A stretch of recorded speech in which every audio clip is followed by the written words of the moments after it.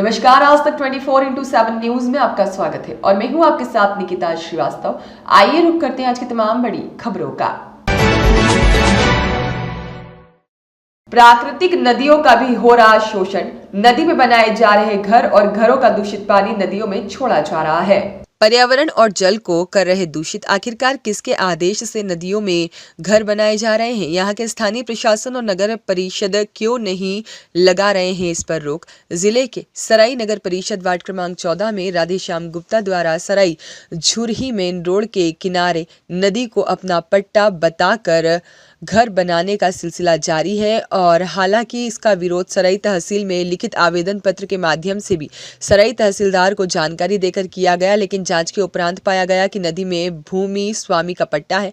नदियों में ही मनुष्य का जीवन बसता है, इसलिए इसे जीवनदायिनी भी कहा जाता है। सारी सभ्यताएं नदियों के किनारे विकसित हुई हैं, जो अब तक है वह भी इसलिए क्योंकि जीवन से जोड़ा जाता है। लेकिन मसला यह है कि जहाँ देश की बड़ी नदियों को बचाने के लिए सरकार ने पूरा विभाग ही बना डाला और हजारों करोड़ रुपए खर्च किए, लेकिन छोटी छोटी नदियों की ओर किसी का ध्यान नहीं गया और न ही जा रहा है। छोटी नदियों की उपेक्षा से किसानों को सूखे का दम झेलना पड़ रहा है और इस तरह की छोटी नदियां जिले भर में बहुत है। अधिकतर नदियों के अब केवल नाम ही शेष है और बाकी कुछ की अंतिम सांसें चल रही है। कारण है बढ़ता प्रदूषण और इन छोटी नदियों के किनारे लोगों का अतिक्रमण कर कर घर बनाना और उसमें घरों का गंदा दूषित पानी छोड़ना। बरसाती नालों को गिरने की जगह रोका जा रहा है और जिससे नदी का पूर्ण रूप से शोषण हो रहा है और बर्दिया नाला नदी के साथ इसी तरह की समस्या है। इसे अगर नहीं रोका गया तो एक दिन इसका अस्तित्व ही खत्म हो जाएगा। सरकार ने गंगा और यमुना नदियों को बचाने की मुहिम तो तेज की है, साथ ही साथ छोटी छोटी नदियों को बचाने के प्रयास भी किए जाने आवश्यक है। उत्तराखंड की प्रलय का एक कारण नदियों के किनारे अतिक्रमण का होना था।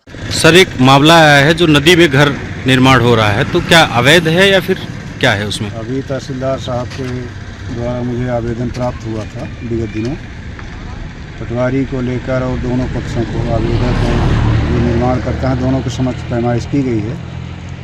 निर्माणाधीन जो मकान है उसका पूर्वी भाग अंश रकबा फंस रहा है, जिसके संबंध में पैमाइश कर अवगत कराया गया है और मौके से कार्य रोकने हेतु पंचनामा के माध्यम से अवगत कराया गया है।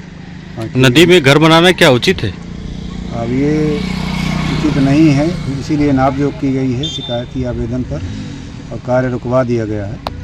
न्यायालय से नियमानुसार कार्यवाही की जाएगी। क्या नाम है आपका? रामनरेश उपाध्याय। अच्छा, ये बताइए, अवैध कब्जा कर रहे हैं, नदी बीच नदी में घर बना रहे हैं, क्या कुछ कहेंगे इसके बारे में आप? मैं तहसीलदार, एसडीएम, कलेक्टर और नगर परिषद के सीएमओ सबको आवेदन 1-2 महीने से दे रहा हूँ, लेकिन कोई सुनवाई अभी तक नहीं हुई। आज यही आरआई साहब नापने आए और नाप करके मध्य प्रदेश शासन में निकाल दिए। ये तो घर तो बीच नदी में बन चुकी है, अब क्या करेंगे? अब इसको तो गिरना चाहिए क्योंकि शासन में है, अवैध कब्जा है और नदी का धार बन रहे हैं। ये तो पूरा अतिक्रमण हो गया है जस्ट नदी और रोड के किनारे से। ये गलती किसकी? शासन प्रशासन की है। हम तो शुरू से गुहार लगा रहे हैं। इसके पहले आपने आवेदन दिया, उसकी सुनवाई नहीं हुई? नहीं, कोई सुनवाई नहीं। नगर परिषद से 5 बार नोटिस कटा। तहसील में आवेदन में क्या आश्वासन मिला? आश्वासन का तहसीलदार साहब वो हमारे इस्ते खारिज कर दिए थे, पट्टा बता करके। पट्टा बता कर, और आज वो मध्य प्रदेश शासन में निकल गए। नदी का अतिक्रमण कर रहे हैं लोग। अब क्या होना चाहिए? अब इसको गिरना चाहिए, नदी को सुरक्षित करना चाहिए। धर्मेंद्र साहू की रिपोर्ट।